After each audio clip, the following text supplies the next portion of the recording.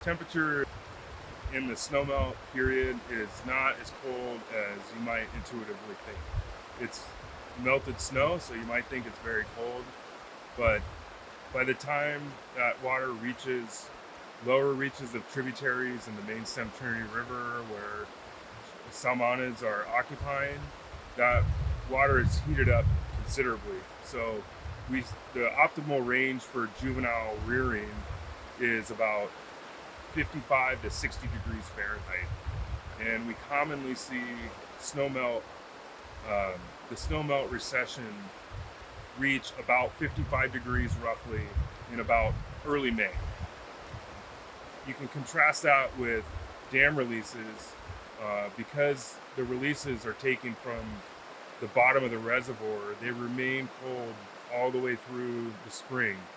So while early in the release period, the dam release temperatures are really similar to what we would expect naturally, that warming that occurs naturally through May into June and July generally does not occur from those dam releases. So those dam releases remain about 10 degrees Celsius, and that's really below the optimal range for growth. So while we've preserved really important components of the snowmelt hydrograph in terms of habitat expansion and decreasing competition and predation, the benefit that's provided is a little bit less because the temperature suppression reduces that benefit.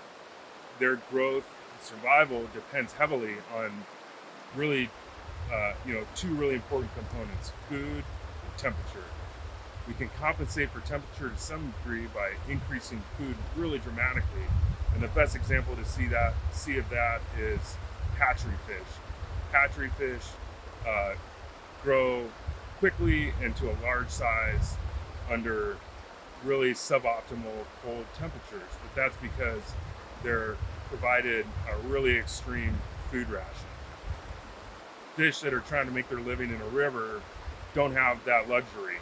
So they only have the food that is available to them, that's produced by the aquatic environment, and they're subjected to the temperatures that they live in.